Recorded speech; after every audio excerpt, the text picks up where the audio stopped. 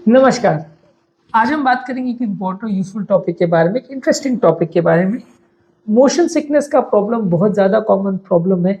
काफ़ी लोग इससे परेशान होते हैं, गाड़ियों में जाने पर उनको चक्कर आते हैं, वॉमिटिंग होती है, बर्दाश्त नहीं कर पाते। कई बार उनका ट्रैवल इतना ज़्यादा खराब हो जाता है कि वो ट्रैवल ही करना छोड़ देते हैं, गाड़ियों में घूमना ही छोड़ देते हैं। तो आज डिस्कस करेंगे कुछ टिप्स और कुछ चीज़ें जो मोशन सिकनेस की प्रॉब्लम को कम कर सकते हैं। क्योंकि ये प्रॉब्लम है तो बहुत कॉमन, लेकिन ज़्यादातर लोगों को क्या करना है ऐसे सिचुएशन में वो नहीं पता रहता, और लोग ज़्यादातर हर बार जब भी वो ट्रैवल करते हैं परेशान होते हैं और हर बार मेडिसिन ढूंढते फिरते हैं। तो आज हम कुछ यूजफुल टिप्स के बारे में बात करेंगे जो मोशन सिकनेस की प्रॉब्लम में आपकी मदद करेंगे। टॉपिक पर जाने से पहले जो लोग हमारे चैनल पर नए हैं उन्हें रिक्वेस्ट करूंगा कि चैनल को सब्सक्राइब करें, वीडियोस को लाइक और शेयर करें। अगर आप किसी कार में या किसी प्लेन में ट्रैवल कर रहे हैं तो अप्रोप्रिएट राइट सीट चूज करना अच्छा है। ज़्यादातर देखा गया है कि कार की फ्रंट सीट पे जो लोग बैठते हैं वहाँ पे कार का कंपेरेटिवली मूवमेंट कम रहता है, तो आपको उस समय मोशन सिकनेस कम रहेगा कार की फ्रंट सीट में। प्लेन पर अगर आप ट्रैवल कर रहे हैं तो प्लेन में जो विंग्स के पास की विंडो सीट है वो एरिया आपके लिए सबसे अच्छा है। वो एरिया में आपको सबसे कम मूवमेंट महसूस होगा, वो एरिया में सबसे कम आपको मोशन सिकनेस का प्रॉब्लम होगा यदि आप प्लेन में ट्रैवल कर रहे हो तो। इसके अलावा जब भी आप गाड़ी में शीशे से बाहर देख रहे हैं या कांच से अगर बाहर देख रहे हैं तो कोई भी आपका जो देखना है या आपका गेज है वो किसी दूर के ऑब्जेक्ट पर फिक्स रखिए और उनको देखिए रादर देन पास की चीज़ों को देखने में। कई लोग के पास में जो चीज़ें आसपास रहती है उन पर ज़्यादा फोकस करते हैं और वो चीज़ें क्या जल्दी जल्दी मूव करती है, उन पर अपना गेज फोकस करने में आपका ब्रेन का जो कंट्रोल करने का सिस्टम में बैलेंस को वो कॉम्प्रोमाइज़ हो जाता है। इस वजह से आपको चक्कर आते हैं, वॉमिटिंग्स होती है। तो इसलिए हमेशा अपना ध्यान दूर की चीज़ों पर केंद्रित करें। दूर की चीज़ें कंपेरेटिवली स्टैग्नेंट रहती है, हिलती कम है, बहुत देर में वो आपकी विजुअल फील्ड को छोड़ेगी, दूर जाएगी। तो वैसी चीज़ों पर अगर आप फोकस अपने ध्यान करोगे तो मोशन सिकनेस कम होगा। यानी कि अगर आप किसी ट्रेन से जा रहे हो या गाड़ी से जा रहे हो तो दूर किसी पेड़ पर या सन पर आप अपना ध्यान फोकस कर लीजिए या मून पर फोकस कर लीजिए और उसको देखते रहेंगे तो आपको चक्कर कम आएंगे एज कम्पेयर टू उन लोगों के जो पास में कोई चीज़ को हिलते हुए या कोई चीज़ को बिल्कुल पास के कोई चीज़ ऑब्जेक्ट को या पेड़ को मूव करते हुए देखते हैं तो।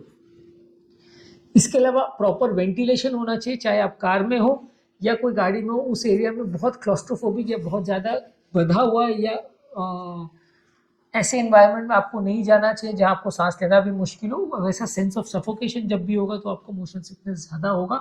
हमेशा आसपास थोड़ा वेंटिलेशन होना चाहिए, हवा का इनफ्लो आउटफ्लो मेंटेन रहना चाहिए। ये आपके मोशन सिकनेस की प्रॉब्लम के लिए अच्छा है।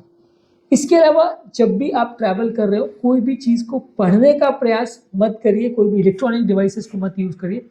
यदि आप मोबाइल फ़ोन पर फोकस करो और कंटिन्यूसली आपका फोकस उस पर है तो वो भी आपको मोशन सिकनेस इंड्यूस कर सकता है।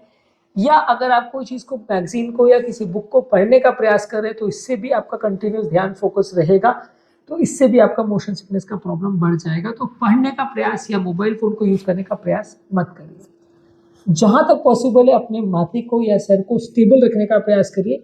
गाड़ी के कहीं पर भी बीच में बैठ रहे हो या जो भी आप जगह पे बैठ रहे हो कोशिश करिए कि आपका सर कंटिन्यूसली मूव ना करे, एक जगह फिक्स रहे।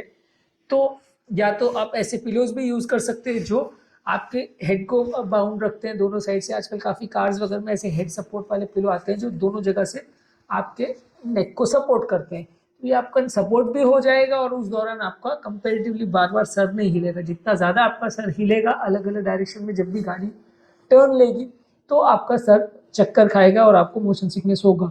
यही कारण है कि पहाड़ पर जब लोग जाते हैं तो लोगों को मोशन सिकनेस ज़्यादा होता है क्योंकि बार बार आपकी गाड़ी घूमती है और आपका सर बार बार अलग अलग एंगल्स में घूमता है, तो आपको चक्कर ज़्यादा आते हैं। तो आप कोशिश कीजिए कि उस दौरान अपना सर को किसी चीज़ से फिक्स कर लें, किसी पिलो पे रख लें और उस समय आपका सर का ज़्यादा मूवमेंट ना हो।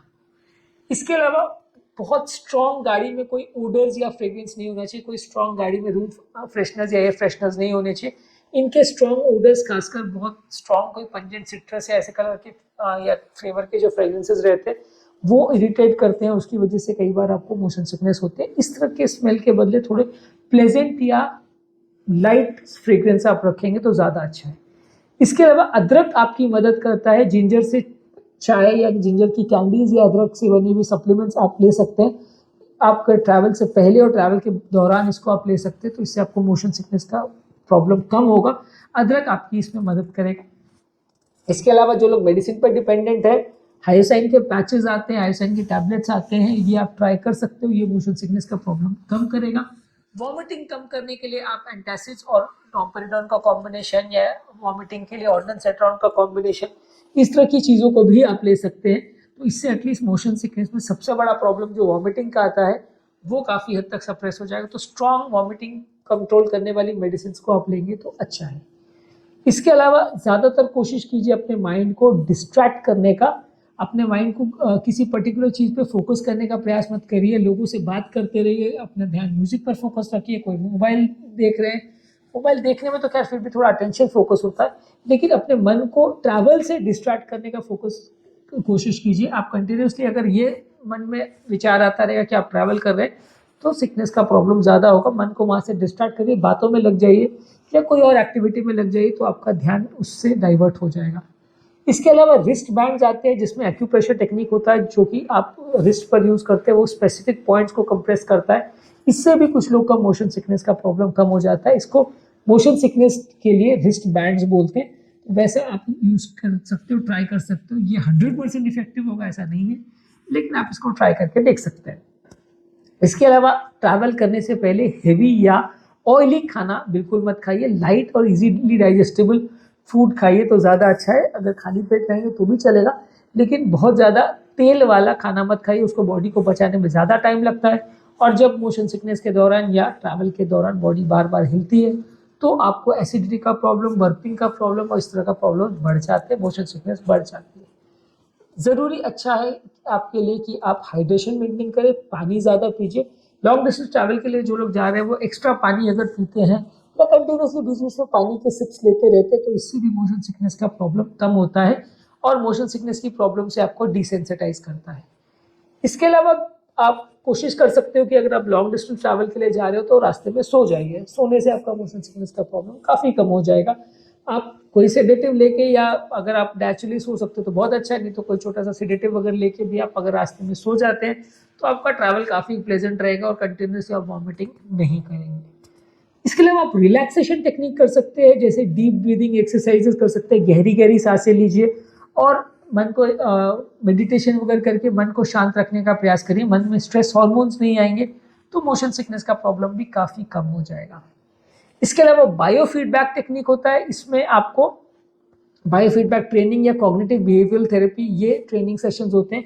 आप इसको ट्राई कर सकते हैं। ऑनलाइन भी बायो फीडबैक टेक्निक के सेशंस होते हैं, आप इसको यूज़ कर सकते हैं। इससे आपका मोशन सिकनेस का प्रॉब्लम कुछ हद तक कम हो जाएगा, पर इसके लिए प्रॉपर ट्रेनिंग की ज़रूरत है। कोई भी ट्रैवल के दौरान या ट्रैवल के पहले या बाद में बहुत हेवी मील्स को मत लीजिए। कोई भी चीज़ को ऐसी ही लीजिए जो इजीली डाइजेस्टेबल हो, वो जल्दी पच जाए, ऐसी चीज़ों को लीजिए। जैसे कि सिंपल कार्बोहाइड्रेट्स वगैरह वो जल्दी पच जाती है। आप बहुत ज़्यादा कॉम्प्लेक्स कार्बोहाइड्रेट या फैट्स या बहुत हेवी प्रोटीन्स अगर बहुत लेते हैं जो कि पेट में लंबे समय तक रहेगा तो आपको मोशन सिकनेस का प्रॉब्लम ज़्यादा रहेगा।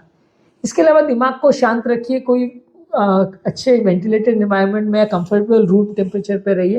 कार में भी अगर आप जा रहे हैं तो थोड़ा सा कार को ज़्यादा कूल रखेंगे तो ज़्यादा अच्छा है। जितना ज़्यादा गर्मी होगी उतना सेंस ऑफ सफोकेशन होगा, मोशन सिकनेस का प्रॉब्लम ज़्यादा होगा। थोड़ा सा ठंडा एनवायरनमेंट रखेगा तो अच्छा है। इसके अलावा बीच बीच में छोटे छोटे ब्रेक्स लेते रहिए। अगर आप बहुत लॉन्ग डिस्टेंस ट्रैवल कर रहे हैं तो बीच बीच में थोड़ा रिलैक्स करने के लिए कहीं पे आप उतर जाइए, चाय पीजिए या उस समय रिलैक्स कीजिए 15-20 मिनट, आधा घंटा, पाँव को भी, बॉडी को भी थोड़ा रिलैक्स कर लीजिए। उसके बाद ट्रैवल रिज्यूम करेंगे तो आपको अच्छा है। लंबे समय तक अगर आप 8-10 घंटे कंटिन्यूस बिना रुके ट्रैवल करते हैं तो मोशन सिकनेस का प्रॉब्लम नॉर्मली जिनको नहीं भी होता है उनको भी हो सकता है। इसके अलावा आप कोशिश कर सकते हैं कि आपके मोशन को या मूवमेंट को आप विजुअलाइज करके कुछ इमेजिन करने का प्रयास करिए। जो आप मूवमेंट में उसको आंखें बंद करके इमेजिन करने का प्रयास करिए। इसको विजुअलाइजेशन थेरेपी बोलते हैं। ये साइकेट्री की एक थेरेपी आती है। मेंटल स्ट्रेस को कम करने में या दिमाग की कोई भी सोच विचार को कम करने के लिए आप कोई चीज़ को इमेजिन करने का प्रयास करते हैं तो इससे भी, या आपके मूवमेंट को आप इमेजिन करने का प्रयास करते हैं तो इससे भी आपका मन डिस्ट्रैक्ट होता है और उस चीज़ पर या मूवमेंट पर बहुत ज़्यादा फोकस आप नहीं करते हो। आपका मन थोड़ा सा शांत रहता है तो मोशन सिकनेस का प्रॉब्लम थोड़ा कम रहेगा। इसके अलावा अरोमा थेरेपी यूज़ कर सकते हैं।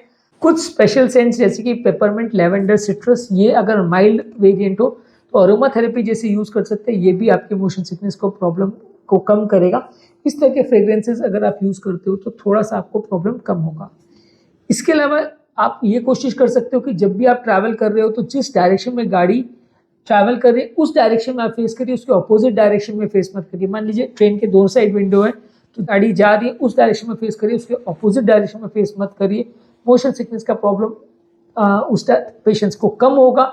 आप मोशन के साथ आपका ब्रेन ज़्यादा कोरिलेट कर पाएगा अगर आप जिस डायरेक्शन में गाड़ी जा रही है उसमें फोकस करेंगे। तो जो लोग ऑपोजिट डायरेक्शन में देखते हैं उनको प्रॉब्लम ज़्यादा होती है। अल्कोहल को हर संभव कंडीशन में अवॉइड करिए, इससे आपका प्रॉब्लम बढ़ेगा। स्मोकिंग को अवॉइड करिए, इससे भी आपका प्रॉब्लम बढ़ेगा।